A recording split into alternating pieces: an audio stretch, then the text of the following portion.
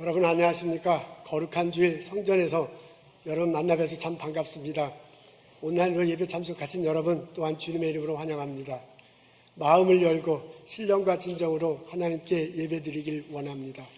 찬양드리며 하나님께 나아가겠습니다.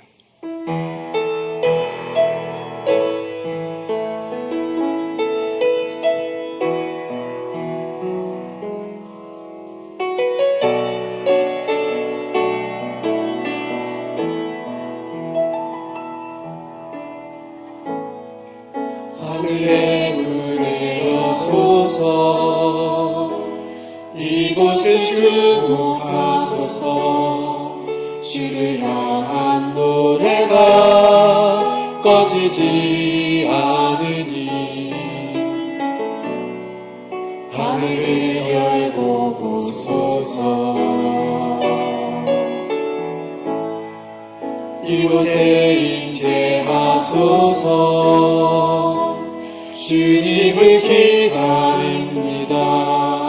기도의 향기가 하늘에 닿으니 주여 임재하여 주소서. 이곳에 오셔서 이곳에 앉으소서. 이곳에서 드리는 예배를 받으소서. 주님의 이름만이 오직 주의 이름만 이곳에 있습니다.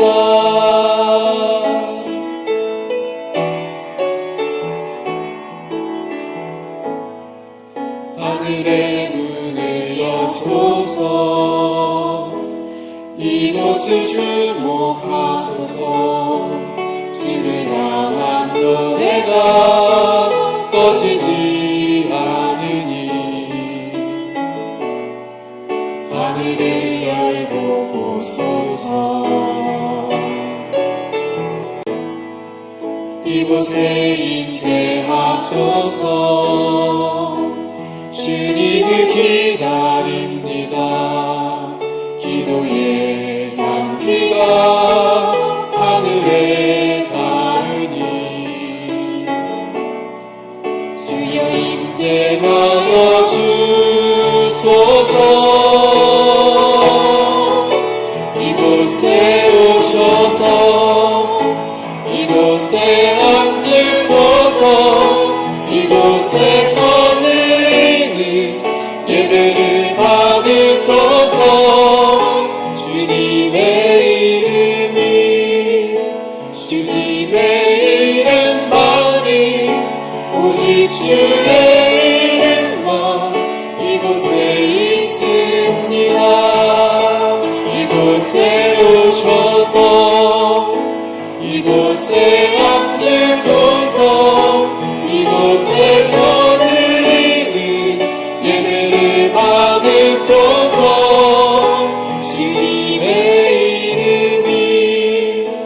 주님의 이름만이 오직 주의 이름만 이곳에 있습니다.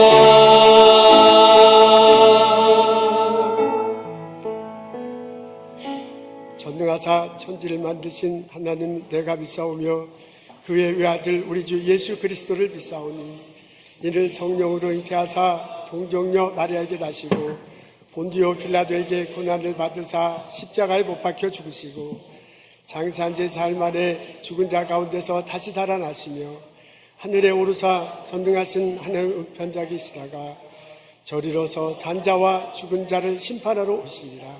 성령을 믿사오며 거룩한 공회와 성도가 서로 교통하는 것과 죄를 사하여 주시는 것과 몸이 다시 사는 것과 영원히 사는 것을 내가 믿사옵나이다.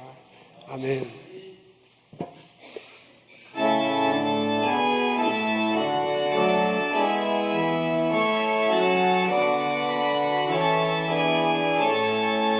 성도와 함께 할렐루야 아멘.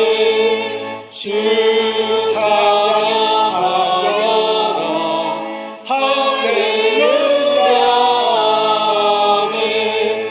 주 보좌 앞에서 대하시는 은혜를 다 찬송하여라.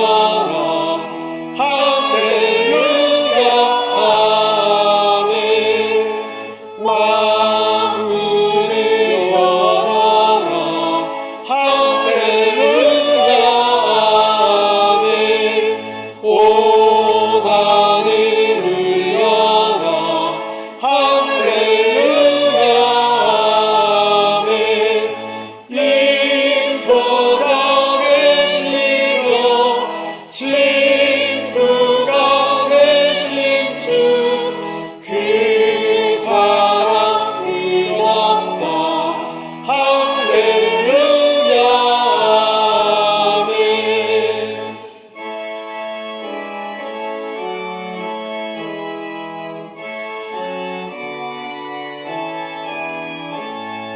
주 찬양하여라. 할렐루야 아멘. 찬양이 끝없다. 할렐루야 아멘. 거룩한 집에서 주는 종기리며 늘 찬송 부르자. 할렐루야 아멘.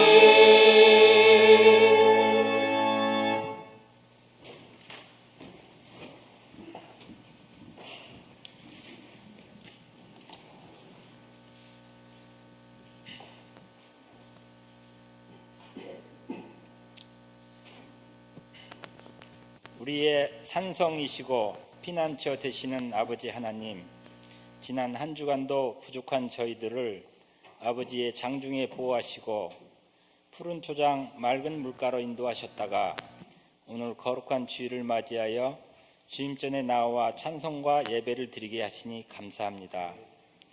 저희의 드리는 예배가 신령과 진정으로 드리는 예배 되게 하시고 우리의 마음속엔 진정한 회개와 감사가 넘치는 복된 예배 되게 하여 주시옵소서. 하나님 앞에 서기에 부족한 저희지만 우리를 위하여 목숨까지 버리신 예수님의 보혈의 능력에 의지하여 주님 앞에 나아오니 오늘 드리는 저희 예배를 받아주시고 마음으로 올려드리는 저희의 찬송과 기도를 흠양하여 주시옵소서. 지난 한 주간 동안 살면서 생각 중에 지은 죄, 말과 행동을 통해 지은 크고 작은 죄들을 주님의 보혈의 능력 앞에 내려놓고 회개합니다. 용서하여 주시옵소서. 저희가 더욱 예수님을 닮아 빛 가운데서 성령의 인도함을 받는 신실하고 행복한 제자의 삶을 살게 하여 주시옵소서. 어느덧 2023년도 마무리의 단계에 왔습니다. 다음 주는 추수감사 예배로 드립니다. 우선 우리에게 주신 많은 축복과 인도하심을 생각합니다. 수많은 위험 요소에서 보호하시고 인도하심에 감사드립니다. 아직 응답되지 않은 기도의 제목들이 있을지라도 주님의 선하신 계획과 뜻을 믿고 오직 감사하게 하시옵소서. 주님, 이 시간 전쟁의 소용돌이에 있는 우크라이나와 이스라엘을 생각하며 기도합니다. 전쟁이 속히 멈추어지게 하시며 그곳에서도 하나님의 선하신 뜻이 이루어지게 하여 주시옵소서. 우선 고통 중에 있는 이들을 위로하시고 무엇보다 하나님의 백성들을 보호하여 주시옵소서.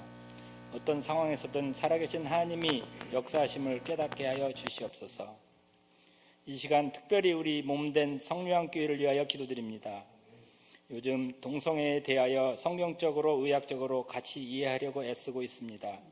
우리 성령한 공동체가 지혜롭게 상황을 이해하고 방향을 정하고 결속하기를 위하여 기도합니다.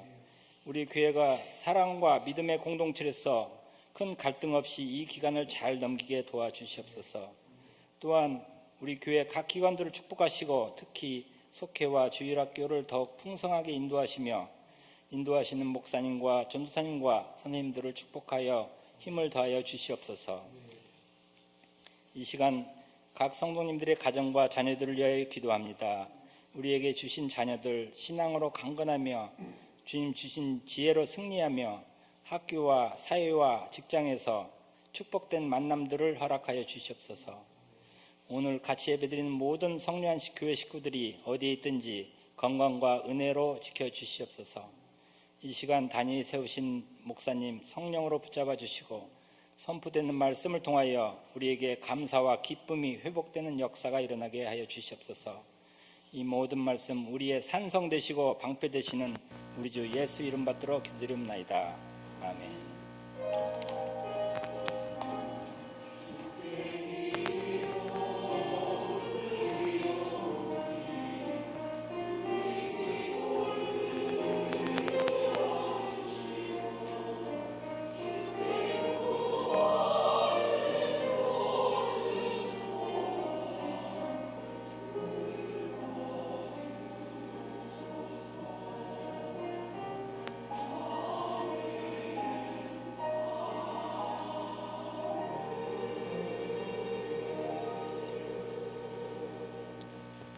여러분에게 교회 소식 나눕니다. 다음 주에 추수감사주일 예배드립니다. 한 해 동안 주님께서 주신 축복 생각하고 예물 드리고 함께 잔치 베풀었으면 참 좋겠습니다. 옵셔널 스몰그룹 오늘 마지막 시간입니다. 예배 끝나고 1시에 에즈베리 룸에서 갖습니다. 오늘 저희들 나눌 주제는 동성애에 관한 의학적, 과학적 견해를 나누고 서로 토론하는 시간을 갖습니다. 관심 있는 분들 참석하시면 참 좋겠습니다. Virtual Question and Response 세션을 갖습니다. 결혼 동성애에 관한 주제를요, 주제를 이제 온라인으로 하는 것입니다. 우리 온라인으로 예배 참석하시는 성도님들이 예배 끝나고 광고를 하거나 혹은 토의를 하거나 성경 공부하는데 이제 참석을 못 하시기 때문에 좀 못 하시는 상황이 있어요. 그래서 온라인 줌을 통해서 이 목적, 과정 이런 것들을 설명하고 토의하는 시간을 가지려고 합니다. 우리 관심 있는 분 모두 다 참석할 수 있습니다. 특히 온라인으로 예배 참석하신 성도님 주보에 보면 줌이 나와 있어요. 그 줌 정보가 나와 있는데 이번 주 금요일 7시입니다. 많은 분들 참석하면 참 좋겠습니다. 임원회가 12월 3일에 있습니다. 교인총회가 12월 10일에 있습니다. 여러분 매주일 예배 끝나고 난 다음에 친교실에서 친교가 있습니다. 어떤 땐 음식이 있을 거고 어떤 땐 간단한 다과가 있습니다. 그러니까 빠지지 마시고 이렇게 다 준비해놨는데 안 오셔가지고 이게 좀 당황스럽다 그런 속회도 있고 그러네요. 여러분 꼭 예배 끝나고 난 다음에 식사를 하든지 다과를 하든지 같이 친교 나누고 밑에 마티노에 가서 친교 나누고 갔으면 좋겠습니다. 오늘 예배 끝나고 난 다음에 잠깐 자리에 앉으시면 좋겠어요. 10분 동안 광고가 있습니다. 다 앉아주시면 여러분에게 짧은 광고를 갖도록 하겠습니다. 가을 날씨입니다. 여러분 교회에서 만나면 반갑습니다. 우리 일어나셔서 함께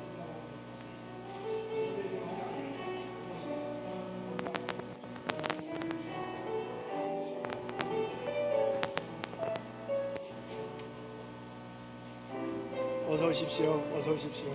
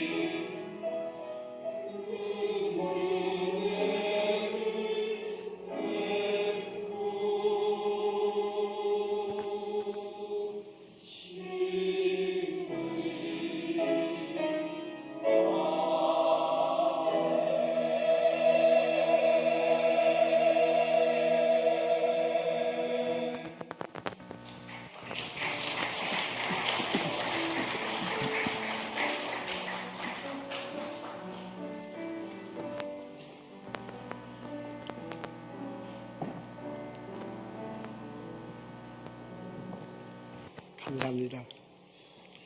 오늘 저희들 읽은 말씀은 출애굽기 23장 14절부터 17절입니다. 제가 읽겠습니다. 너는 매년 3번 내게 절기를 지킬지니라. 너는 무교병의 절기를 지키라. 내가 내게 명령한 대로 앞별에 정한 때에 이래 동안 무교병을 먹을지니 이는 그 달에 내가 애굽에서 나왔습니다. 빈손으로 내 앞에 나오지 말지니라. 맥주절을 지키라. 이는 내가 수고하여 밭에 뿌린 것에 첫 열매를 거둠이니라.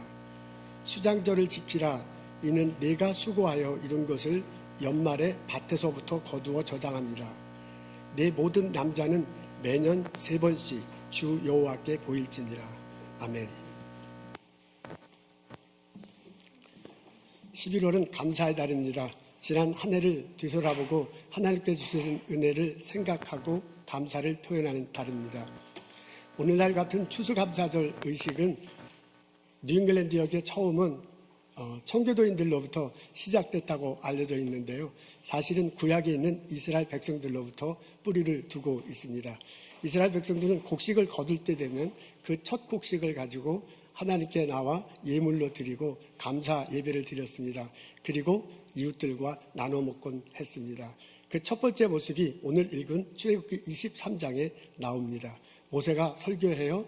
여러분이 곡식을 거두게 되면 그것을 가지고 성전에 나와서 예배를 드리고 그리고 이웃들과 나눠 먹으라고 권면합니다. 이스라엘 사람들이 곡식을 3번에 걸쳐서 대체로 곡식을 거두었습니다. 태양력, 우리가 사용하는 태양력에 의하자면 3월달경에 보리를 거두어 드렸습니다. 그 첫 보리 거둔 것을 가지고 성전에 가고요. 예물을 드리고 감사 예배를 드렸습니다. 그리고 그것을 가지고 이웃들과 나누며 함께 먹었습니다. 이게 첫 겉을 나눴다 하고 초실절이라고 그렇게 명칭합니다. 이때가 무교병의 절기하고 비슷했어요. 애굽에서 나온 것을 기념하고 누룩 넣지 않은 빵을 먹는 절기 있잖아요. 그 절기와 이렇게 비슷했기 때문에 무교병의 절기라고 그렇게 부르기도 했습니다. 태양력으로 5월달이 되면 밀을 거두어 드릴 수 있었습니다. 그 밀 추수한 것을 가지고 하나님께 나아가 예물 드리고 하나님께 예배 드렸어요. 감사 예배 드렸어요. 그리고 그것을 가지고 이웃들과 나눠 먹었습니다. 이때를 77절이라고 부르기도 했습니다. 요 무렵에 보리를 마지막 이제 추수할 때가 그 무렵이래요. 그래서 한국말로 번역할 때 맥추절이라고 그렇게 번역하기도 했는데 요즘 구약학자들 말하면 그 맥추절은 정확한 것은 아니라고 합니다. 어쨌든 한국 성경에는 그렇게 맥추절의 시기라고 적혀 있기도 합니다. 마지막 세 번째는 9월경에 과일나무에 그 과일 열매를 땄고요. 그리고 밭에 다른 곡식들을 거두어 드렸습니다. 그리고 그것을 가지고 하나님께 예물 드리고 감사 예배 드렸고요. 그다음에 집에 들어와서 이웃들과 나눠 먹었습니다. 그리고 나머지 곡식들은 창고에 넣어놨어요. 수 거두어 드린 것을 창고에 넣는다. 그래서 수장절이라고 명칭하기도 했습니다. 이렇게 3가지 절기가 있었어요. 이 절기를 때마다 이스라엘 백성들이 하나님께 나와서 예물을 드리라고 권면합니다.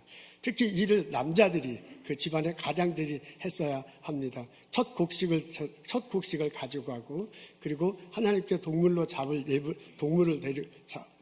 제물로 드릴 동물을 갖고 성전에 왔습니다. 그래서 동물은 동물대로 잡아서 태우고요. 예물을 드리고 그리고 하나님께 감사 예배를 드렸습니다.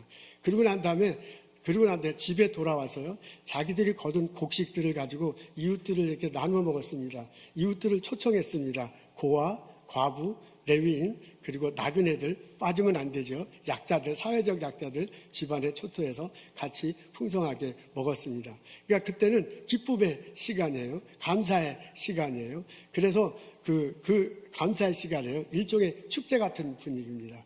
우리 한국말로는 절기로 나왔는데 이런 것 때문에 영어는 페스티벌로 번역이 되었습니다. 이런 식으로 이스라엘 백성들이 구약시대 때부터 절기를 지켰습니다. 이런 모습이 청교도인들에게 전해진 것이고 청교도인들이 이곳에 왔을 때 처음으로 가을에 곡식을 거두고 난 다음에 감사의 식탁을 나누게 된 겁니다.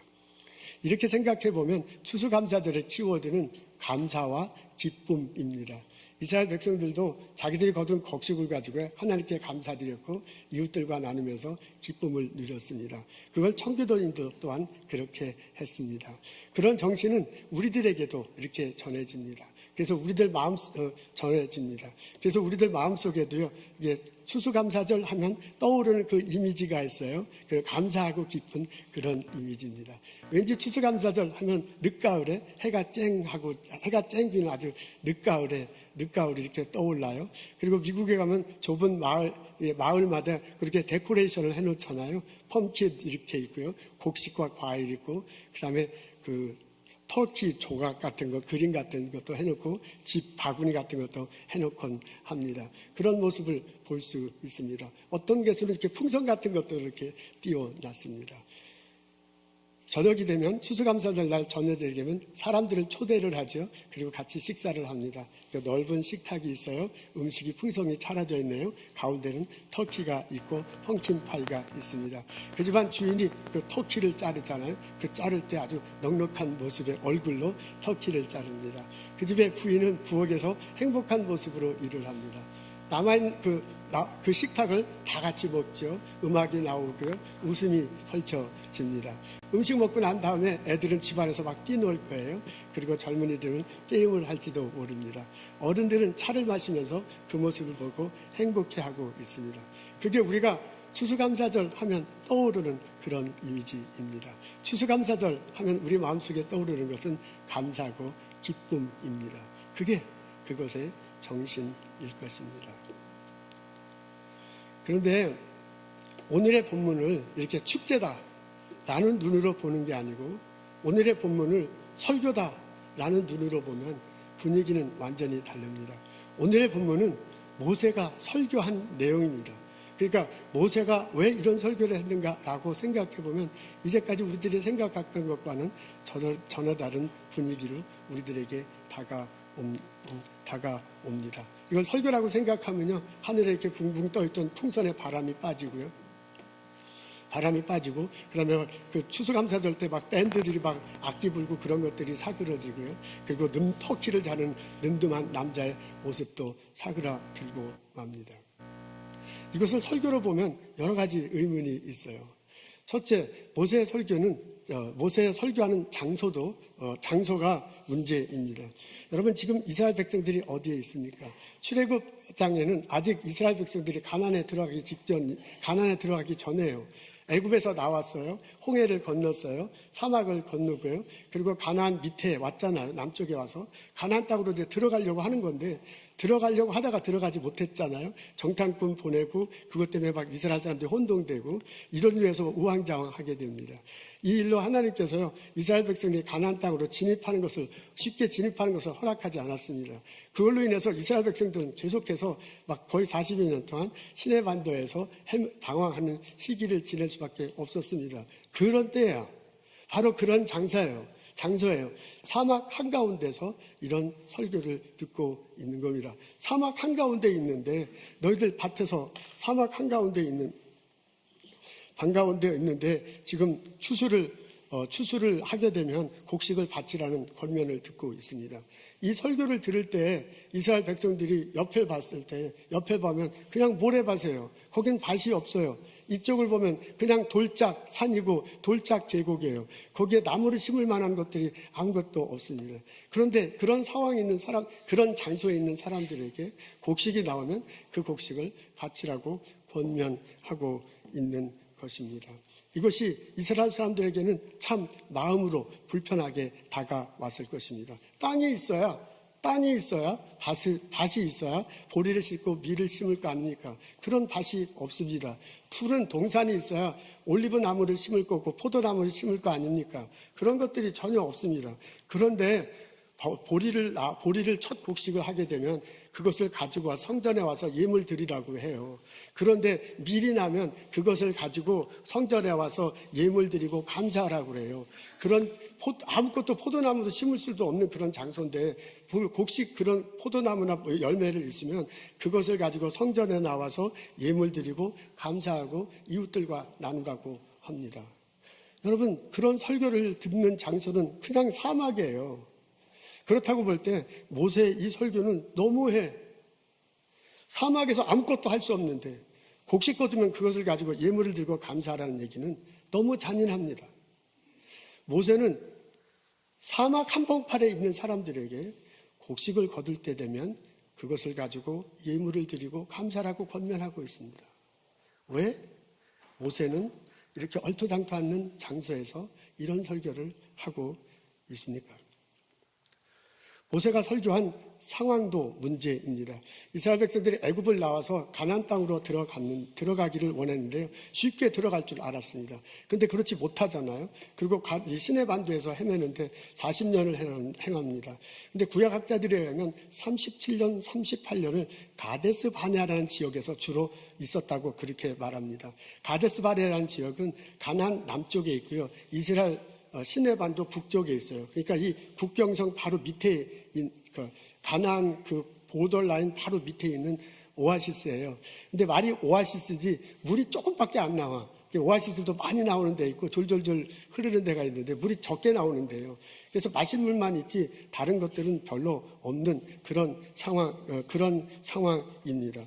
그 안에서요, 할 일이 없는 거야. 물이 뭐 콸콸콸 나와야 밭에다 밀도 심고 보리를 심을 거 아니에요. 그렇게 할 일거리가 없는 거예요. 물이 콸콸콸 나와야 포도나무 심고 올리브도 심을 거 아니에요.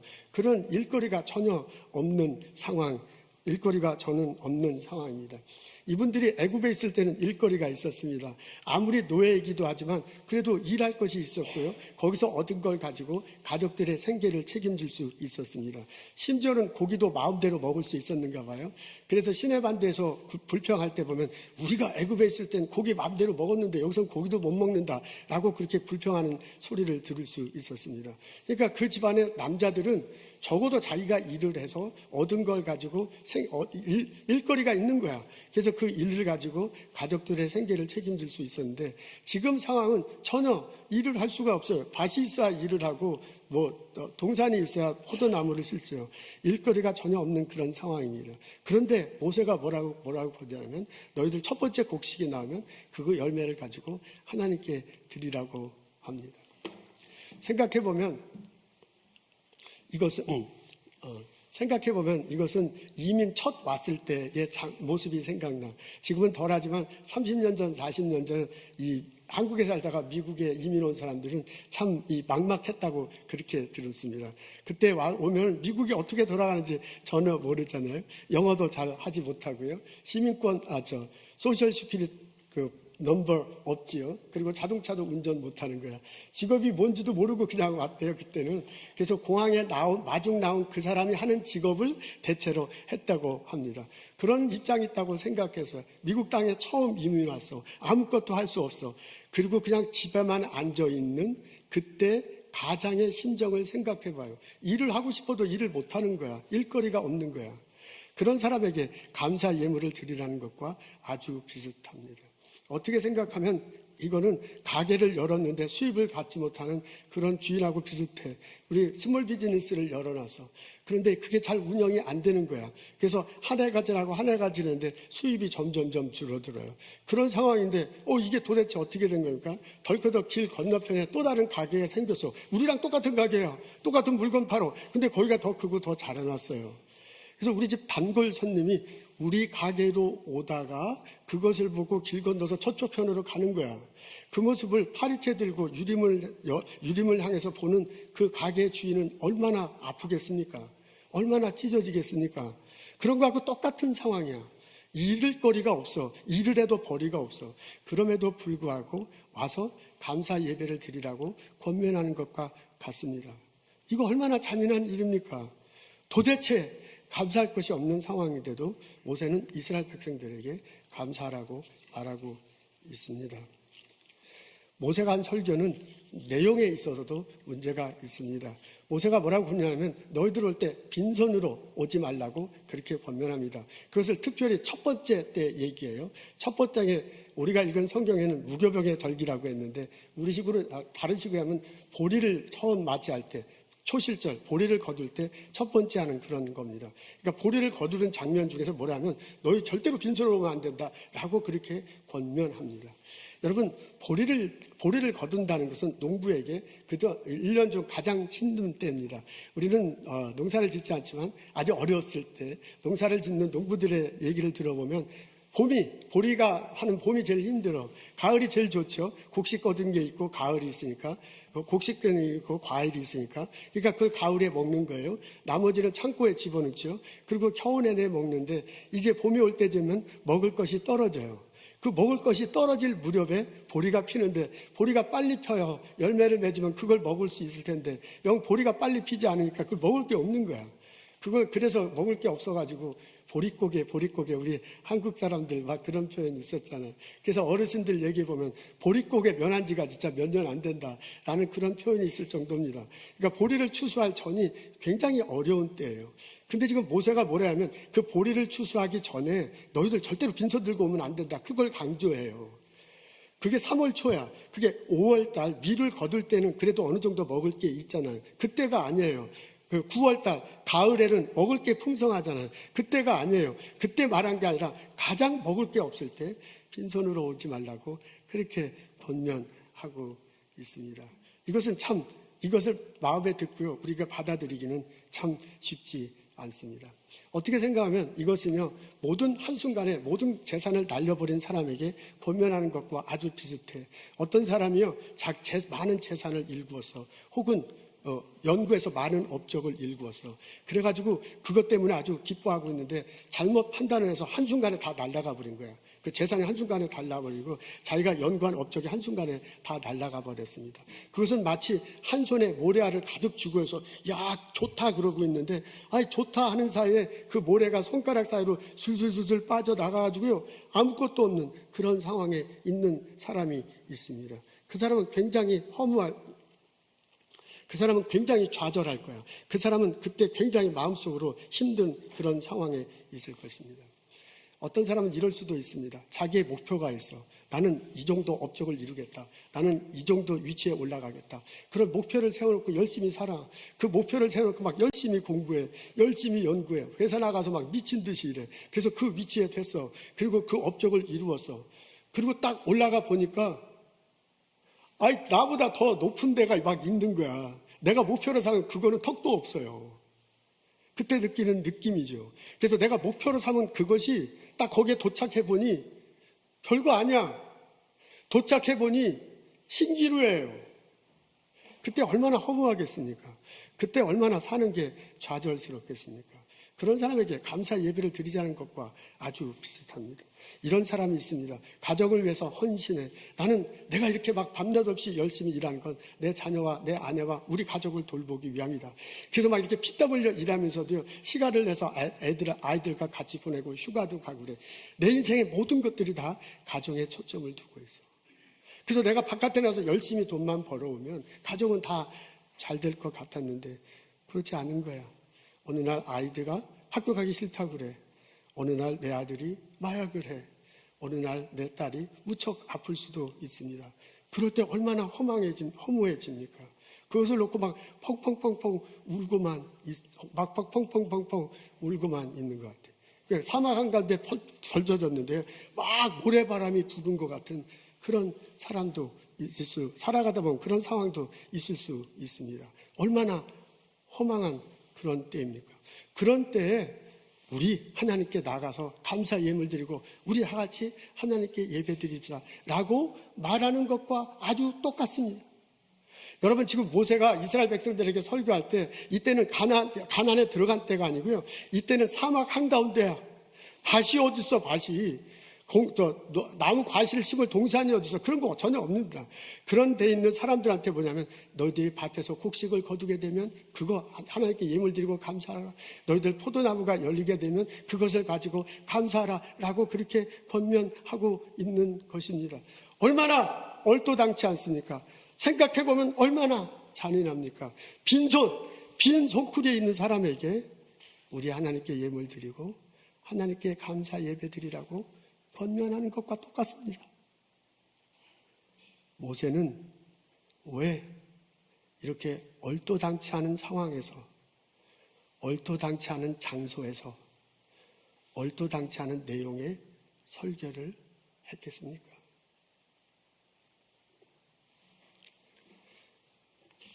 모세는 이스라엘 백성들이 어떤 상황에든지 하나님을 섬기며 살기를 원했습니다. 하나님을 그런 믿음이, 그런 삶이 하나님으로부터 축복받는 길입니다. 그 속에서 진정한 감사와 진정한 기쁨이 있다는 것을 알았습니다. 그래서 이스라엘 백성들에게 그것을 알려주고 그렇게 훈련시키고자 단호한 설교를 하신 것입니다. 여러분, 우리 신명기 8장 14절부터 16절을 읽어보면 모세의 마음을 읽을 수 있습니다. 앞에 12절부터 14절까지 있습니다. 우리 다 같이 한 목소리를 읽겠습니다. 시작.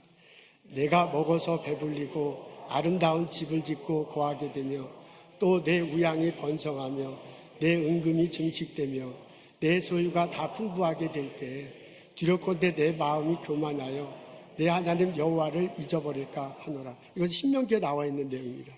여러분, 신명기는 모세의 고별 선교예요. 광야 40년을 지나고 이제 가나안 땅에 들어가기 직전 마지막에 한 설교입니다. 이때 모세가 뭐라고 얘기하면 너희들 이제 가나안 땅에 들어가서 잘 먹고 잘 살게 되면 여호와 하나님을 잊어버릴까 그것이 걱정된다라고 말하고 있습니다.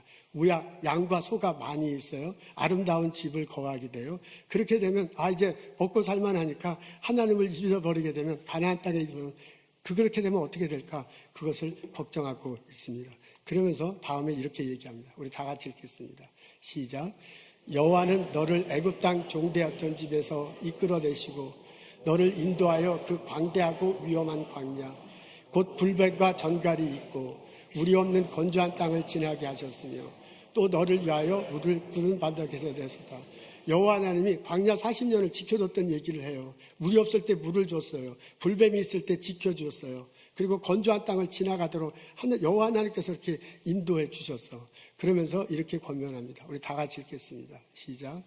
내 열조도 알지 못하던 만나를 광야에서 내게 먹이셨나니 이는 다 너를 낮추시며 너를 시험하사 마침내 내게 복을 주려 하심이라 그랬습니다. 지난 40년 동안 광야에서 헤매서 어려움이고 고난이고 힘든 상황이었어. 근데 이것이 하나님께서 허락하신 것이다. 이것이 너에 대한 시험이다. 이것을 통해서 하나님께 좀 더 가까이지게 하고 하나님의 복을 누리게 하기 위함이었다. 그걸 지금 자꾸 상기시키는 거예요. 그러면서 그 하나님을 너희들이 이제 가나안에 들어가서 잘 살게 되면 먹고 살게 되면 잊어버리면 안 된다 라고 지금 모세가 설교하는 겁니다. 여러분, 이게 모세의 마지막 설교예요. 광야 40년을 끝나고요 가나안에 들어가기 직전에 한 설교입니다. 여기서 모세의 마음을 읽을 수 있습니다. 여기서 왜 출애굽기 23장 사막 한가운데서 이런 설교를 했는지 추측할 수 알 수 있습니다. 모세는요 이스라엘 백성들이 어떤 상황에 있든지 하나님을 잊지 않고 하나님을 예배하며 살기를 원했습니다. 그것이 사막 한가운데든지 그것이 가나안 땅이든지 그것이 어렵고 고난과 좌절 속에 있든지 그것이 풍부하고 넉넉하고 잘 살게 되든지 하나님을 잊지 않고 하나님을 섬기며 살기를 원하셨습니다. 그 속에서 하나님이 내리시는 복을 누릴 수 있습니다. 그 속에서 진정한 감사와 기쁨을 누릴 수 있기 때문에 그렇습니다. 모세가 사막 한가운데 아무 일도 할 수 없어, 아무것도 거둘 수 없어, 아무것도 없는 그런 상황인데도 예물 갖고 하나님께 예배드리라고 권면한 것은 어떤 상황이든지 하나님을 섬기며 살아가도록 가르치기 위함입니다. 모세는 우리들도 어떤 상황이든지 하나님을 섬기며 살아가기를 원하십니다. 오늘 저희들은 이스라엘 백성에게 한 모세의 설교를 듣습니다. 모세가 이스라엘 백성들을 통해서 우리들에게 권면해요. 어떠한 상황이든지 하나님을 섬기며 살아가십시오. 우리들 지난 한 해를 우리들 중에 어떤 분들은 지난 한 해를 생각해 보면 나의 삶의 농사가 잘 됐어요. 그래서 내 바구니가 풍성한 바구니를 들고서 흐뭇한 마음으로 살아가는 사람 있을 것입니다. 아마 우리 중에 어떤 분들은 지난 한 해 동안의 삶의 농사를 생각해 볼 때 별로 거둔 것이 없어. 그래서 텅 빈 바구니를 들고 씁쓸해하면서 요즘을 보내는 사람도 있을 것입니다. 마치 사막 한가운데 던져진 것 같아. 햇빛은 쨍쨍쨍 내려쳐. 어디로 가야 될지 몰라. 이리저리 헤매다 보니 막 목이 말라서 물을 찾아. 근데 샘물이 어디 있는지도 잘 모르겠어. 근데 막 그 앞에 모래, 바람이 막 휘몰아치고 있는 상황, 그런 상황에 있는 사람도 있을 것입니다. 그분에게도 모세가 권면해. 하나님께 감사하십시오. 하나님께 나와 예물 드리고 예배 드리십시오. 모세는 우리들에게 말씀하세요. 어떤 상황이든지 하나님을 섬기십시오. 지금 우리가 겪는 어려움은 하나님이 허락한 시험이고 우리를 낮추게 하고 우리를 훈련시키기 위함입니다. 그 고난을 통해서 하나님은 우리로 하여금 예수님을 찾게 하고 예수님으로 이끌어가게 하십니다. 그리고 그 고난을 통해서 하나님은 예수님을 만나게 하시고 예수님 안에서 영혼의 생수를 마시게 하시고 예수님 안에서 하나님이 주시는 복을 누리며 살도록 허락하십니다. 그게 하나님이 원하시는 것입니다. 제가 어렸을 때는 부천이라는 시골에서 살았는데 저희 아버님이 담임 목사님이셨어요.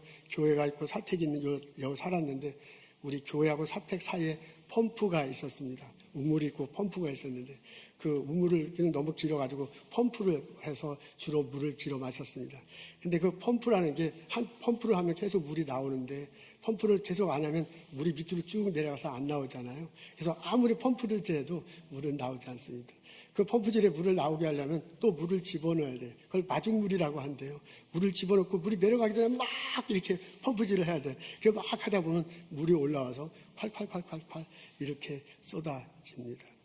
우리가 하나님께 예물을 드리는 것은 마중물을 붓는 것과 같습니다. 그렇게 하나님께 예물 드리고 예배 드릴 때 예배 중에 쏟아지는 하나님의 복, 하나님의 은혜를 누릴 수 있습니다. 살아가는 것은 녹록지 않습니다. 참 기쁠 때도 있지만 참 슬플 때도 있어. 참 잘 될 때도 있지만 너무너무 안 될 때도 있어. 어떤 상황이든지 모세는 우리들이 하나님을 섬기며 살아가기를 원하고 있습니다.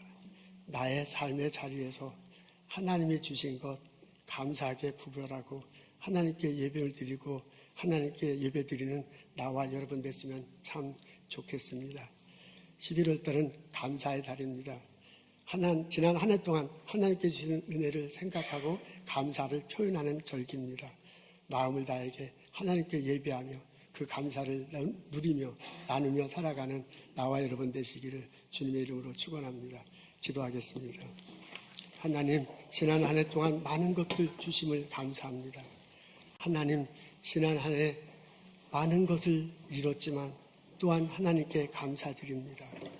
이런 상황에도 저런 어려움 속에서도 하나님을 예배할 수 있는 믿음을 주옵소서. 하나님께 감사하며 하나님께 드리며 하나님께 예배할 수 있도록 저희들에게 믿음을 허락하여 주옵소서. 예수님 감사합니다. 예수님 이름으로 기도합니다.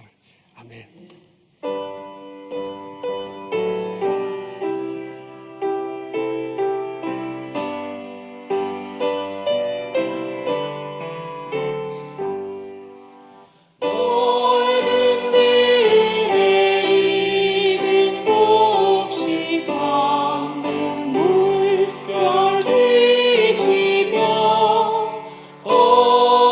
어디든지 태양 빛에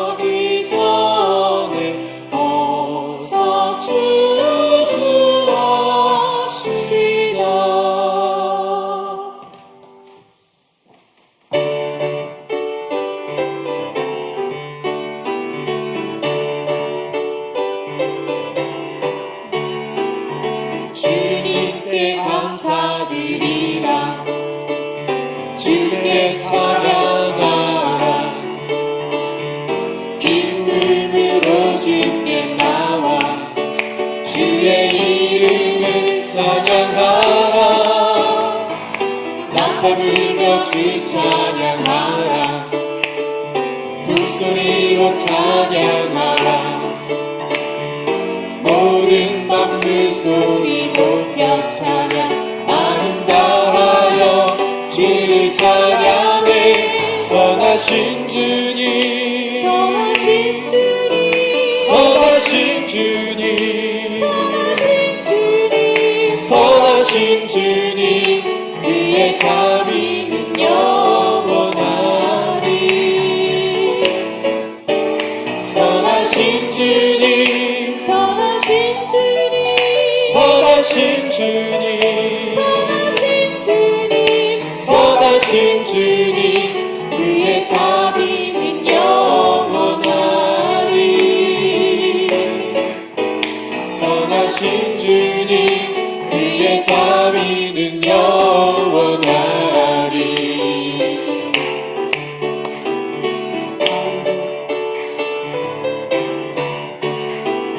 창조주 하나님 찬양. 예수를 높이세. 하나와 무릎을 꿇고 두 손을 들고 주를 찬양해. 선하신 주님, 선하신 주님, 선하신 주님, 선하신 주님, 선하신 주님, 그의 자비는 영원하리. 선하신 주님, 선하신 주님, 선하신 주님, 선하신 주님, 선하신 주님, 그의 자비는 영원하리. 선하신 주님, 그의 자비는 영원하리.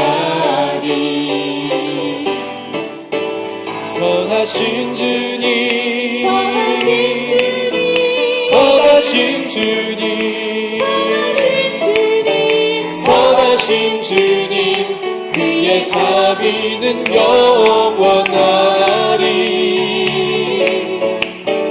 선하신 주님, 선하신 주님, 선하신 주님, 선하신 주님, 선하신 주님, 그의 자비는 영원하리. 선하신 주님, 그의 자비는 영원하리. 선하신 주님, 그의 자비는 영원하리.